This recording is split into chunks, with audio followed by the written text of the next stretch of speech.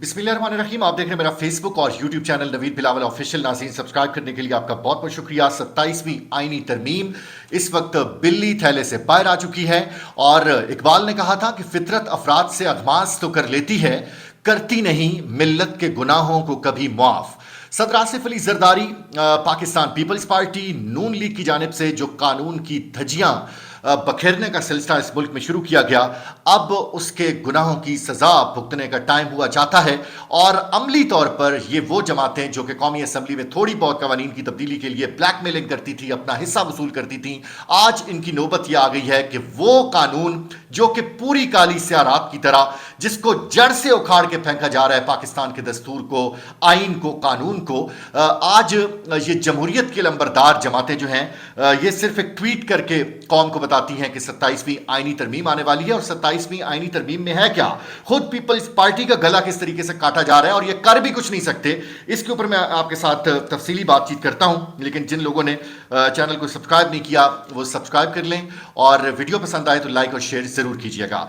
नाज़रीन, सबसे पहले 26वीं आईनी तरमीम का जो एक जख्म लगाया गया पाकिस्तान में तमाम तर आइन और कानून के अलंबरदार और कानून के जो नाम लेवा हैं, जिनको दर्द होता है कि जो 1973 का आइन है वो अपनी असली हालत में उसको बिगाड़ के अपनी ज़रूरियात के मुताबिक, नजरिया ज़रूरियात के मुताबिक ढालने की कोशिश की जाती है, वो अभी जख्म हरे ही थे कि अब 27वीं आईनी तरमीम बाकायदा तौर पर ऐलान कर दिया गया है कि 27वीं आईनी तरमीम आ रही है। लेकिन 27वीं आईनी तरमीम में है क्या, वो आप सुन के हैरान और परेशान हो जाएंगे। उसके कुछ निकात जो हैं वो बिलावल भुट्टो जरदारी साहब ने अपनी ट्वीट में बता दिए हैं। जो मुजवज़ा पेश किया जा रहा है इस तरमीम में वो ये है कि सबसे पहले जो सुप्रीम कोर्ट के जजेस हैं उनकी मुद्दत मुलाजमत में तोसी, और अब जो आपको याद होगा कि 26वीं आईनी तरमीम में एक अलग से सुप्रीम कोर्ट बननी थी, लेकिन मौलाना फजलुर रहमान ने उस वक्त थोड़ा बहुत जो है वो एहतजाज किया, बाद में वो मान गए और थोड़ा बहुत एहतजाज जो है अपोजिशन की जानिब से भी था। मुख्तलिफ लोग जो है इसके ऊपर कुछ ना कुछ बोल रहे थे,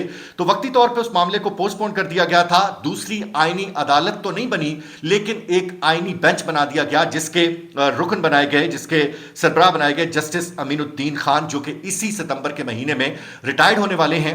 अब उजलत यह है कि सितंबर से पहले पहले ये नई तरमीम लाई जाए, इनकी मुद्दत मुलाजमत में तोसी की जाए और उसके बाद वो जो पिछला एक मुल्क के अंदर 2 सुप्रीम कोर्ट्स वाला ख्वाब जो था वो पूरा किया जाए और आईनी अदालत का क्याम बाकायदा तौर पर अमल में लाया जाए, जिसके सरबराह और जिसके chief justice justice Aminuddin Khan को मुकर्रर किया जाए। और फिर एक सुप्रीम कोर्ट वो हो जो कि लोगों के केसेस सुने और एक सुप्रीम कोर्ट वो हो जिसमें आप अपनी मर्जी के आईनी, कानूनी और इस तरह के केसेस लगवाएं। इलेक्शन कमीशन में किसको नामजद करना है, किसको किस जगह से नायल करना है, इस तरह के तमाम तर जो फैसले हैं वो लगाए जाएं, क्योंकि पीटीआई की मखसूस नशिस्तें जो हैं वो छीनने के मौके के ऊपर इनको काफी तगोदौ करनी पड़ी। दूसरा, हाई कोर्ट के जो जजेस हैं उनकी ट्रांसफर और पोस्टिंग का जो मामला है, इससे पहले ये होता है कि अगर किसी जज ने ट्रांसफर होना हो हाई कोर्ट के लेवल पे, फॉर एग्जांपल कि इस्लामाबाद हाई कोर्ट के जज वो पेशावर हाई कोर्ट में उनको ट्रांसफर किया जा रहा है, तो पेशावर हाई कोर्ट के जो चीफ जस्टिस है उनका कॉन्सेंट भी होना जरूरी है और जो मौजूदा जज हैं उनका कॉन्सेंट और मर्जी भी शामिल होती है। लेकिन अब कानून ये आ रहा है कि इनको अपनी मर्जी से एक क्लर्क के ट्रांसफर की तरह ट्रांसफर कर दिया जाएगा। नतीजतन जो आपको कुछ आवाजें नजर आती हैं इस्लामाबाद हाई कोर्ट में, जस्टिस बाबर सत्तार, मोहसिन अख्तर कियानी, जस्टिस समन रफत इम्तियाज साहिबा, जस्टिस तारिक जहांगीरी, इनको बस एक नोटिफिकेशन जारी किया जाएगा और जैसे क्लर्क को ट्रांसफर किया जाता है उस तरीके से इनको ट्रांसफर कर दिया जाएगा। मौलाना फजलुर रहमान कहा करते थे कि ये काली रात है और काली रात के अंदर मैं काले सांपों को निकलता हुआ देख रहा हूं। 26वीं आईनी तरमीम के मौके के ऊपर उन्होंने ये कहा था, लेकिन बदकिस्मती से बाद में वो उसी आईनी तरमीम का हिस्सा बन गए। लेकिन अब नाज़रीन जो होने जा रहा है वो मैं आपको बताऊं, आप सुन के खुद ही कहेंगे कि ये वाकई काली स्याह रात और मुकम्मल तौर पे इस दौर का आगाज हुआ चाहता है। एनएफसी का जो शेयर है वो सूबों से वापस लिया जाए, यानी कि जो कौमी वसाइल होते हैं उनमें एनएफसी की जो तकसीम थी उसके मुताबिक 55% हिस्सा जो है वो सूबे लेते हैं, 45% हिस्सा विफाक के पास होता है। लेकिन अब यह कहा गया है कि इसके ऊपर भी नजरसानी की जाए और इसकी रीजन क्या है, रीजन आप बेहतर जानते होंगे कि सूबों को इख्तियारात कम देना। अब मुझे बताएं कि जो आसिफ अली जरदारी की फिर सिंध में हुकूमत है, जो इतने अरसे से लूटा जा रहा है पूरे सिंध को, इन हुकूमतों का फिर फायदा क्या होगा, सूबाई हुकूमतों का फायदा क्या होगा जब सूबों को आप इस तरीके से तकसीम कर रहे हैं। तीसरा, जो 18वीं तरमीम है उसको रोल बैक करके वापस जो صدر کے اختیارات ہیں ان کو واپس لپیٹنا، چھیننا. اور اب سب سے دلچسپ بات ہے جو پیپلز پارٹی کا جو گلا کاٹا گیا ہے، اور میں حیران ہوں کہ کس قدر بے بسی ہے اور مجبوری ہے کہ یہ وہ چیز ہے جس کے اوپر پاکستان پیپلز پارٹی بلیک میل کرتی، احتجاج کرتی، قومی اسمبلی کے اندر واک آؤٹ کرتی، کیونکہ ان کا گلا کاٹا جا رہا ہے. لیکن یہ لوگ آج اف تک کرنے کی پوزیشن میں نہیں ہیں، اور یہ خود ٹویٹ کر کے بتا رہے ہیں کہ شہباز شریف صاحب نے ہمیں دعوت دی، وہ ملے، آصف علی زرداری کو ملے، 27ویں آئینی ترمیم کو منظور کرنے کے حوالے سے انہوں نے ہم سے ہیلپ چاہی اور ہم ان کی ہیلپ کر دیں گے. لیکن جو اصل معاملہ ہے وہ یہ ہے کہ آرٹیکل 243 آرٹیکل 243 جو ہے، اس کے تحت صدر مملکت آف پاکستان ان کے پاس اختیار ہوتا ہے کہ یہ چونکہ افواج پاکستان کے سپریم کمانڈر ہوتے ہیں، وزیر اعظم پاکستان سمری کسی بھی شخص کو چیف آف آرمی سٹاف تعینات کرنے کے حوالے سے، یا نیول چیف کی تقرری ہو، ایئر چیف کی تقرری ہو، وہ سمری بھیجی جاتی ہے صدر مملکت کے پاس، ایڈوائز کی جاتی ہے.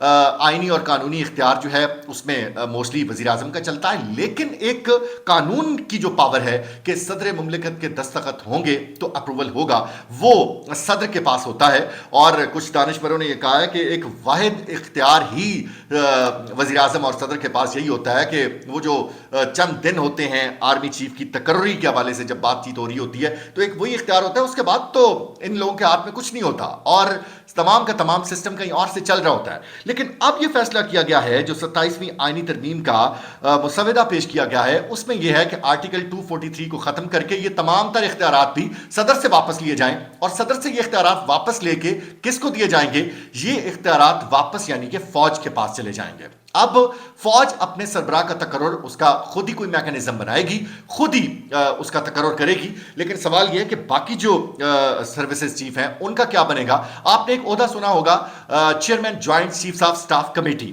یہ عہدہ کیا ہوتا ہے؟ اس کے جو اس وقت chairman joint chiefs of staff committee ہیں وہ جنرل ساحر شمشاد صاحب ہیں.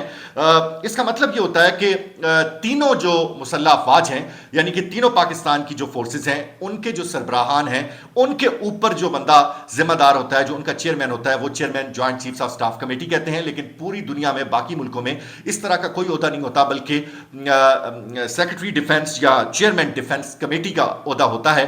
اب سننے میں یہ آ رہا ہے کہ ہو سکتا ہے کہ ایک ایسی تجویز پیش کی جائے کہ اس عہدے کو ختم کر کے چیئرمین ڈیفنس کمیٹی کا عہدہ متعارف کروایا جائے، اور اس کے اوپر فیلڈ مارشل کے اختیارات ہوں، یا فیلڈ مارشل کے بعد انہی ترامیم کے یہ جو 27ویں آئینی ترمیم ہے اس کے نتیجے میں ایک اور عہدہ جس کے بارے میں اس وقت گفت و شنید ہو رہی ہے، کمانڈر ان چیف کا عہدہ. اس کے بعد تمام تر جو فورسز ہیں وہ براہ راست ڈائریکٹ فیلڈ مارشل یا کمانڈر ان چیف کے انڈر ہوں گی، اور اس کے بعد فیصلے ہوں گے. تعلیم اور صحت کے حوالے سے بھی اس آئینی ترمیم میں کچھ چیزیں درج ہیں، اور چیف الیکشن کمشنر کی جو تعیناتی ہے اس کا اسپیشل ذکر کیا گیا ہے. اب ناظرین، اس وقت چیف الیکشن کمشنر کون ہے پاکستان میں؟ کوئی بھی نہیں ہے. اس کی وجہ یہ ہے کہ چیف الیکشن کمشنر کو تعینات کرنے کا جو طریقہ کار ہے آئین میں، وہ یہ ہے کہ وزیر اعظم اور اپوزیشن کی مشاورت اور مرضی سے جو الیکشن کمیشن کا چیف ہے اس کو مقرر کیا جاتا ہے. لیکن چونکہ اتفاق رائے ہے نہیں، اپوزیشن ہے ہی نہیں، تو اپوزیشن لیڈر تو وہ ہے جس کو نائل کر کے آپ نے جیل میں ڈال دیا ہے، اور وہ اپنی جان بچاتے ہوئے اس وقت بھاگ رہا ہے. یہ تو اس ملک میں اس وقت قانون اور انصاف ہے.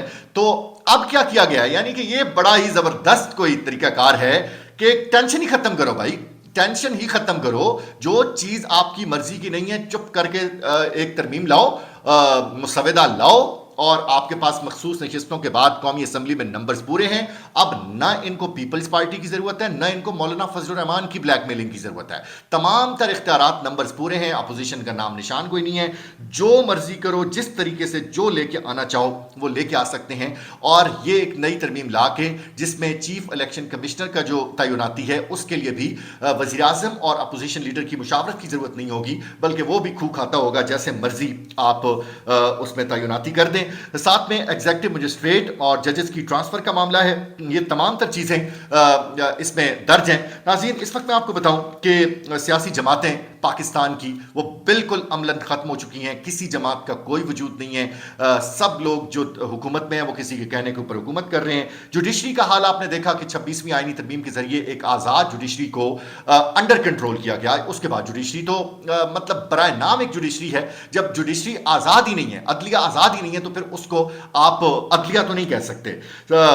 मुल्क में 30 लाख लोग ऐसे हैं जो कि पाकिस्तान छोड़ के चले गए हैं, और हमें फख्र इस चीज़ के ऊपर है कि ट्रंप हमारी सुबह शाम तारीफें करता है, और ट्रंप ने जनाब शहबाज शरीफ को यह कह दिया है, वो कह दिया है। पाकिस्तान में नाज़रीन जो बोलने वाली आवाज़ें हैं, जो दानिश्वर तबका है, पहले भी अगर कोई वफाकी लेवल पे या कौमी लेवल पे कोई भी इशू दरपेश होता, कोई मसला मसाइल किसी में फंस जाती हुकूमत अपोजिशन, तो कुछ दानिश्वर होते थे जो आके बीच बचाव करते थे। समझ नहीं आ रही कि वो दानिश्वर किधर हैं।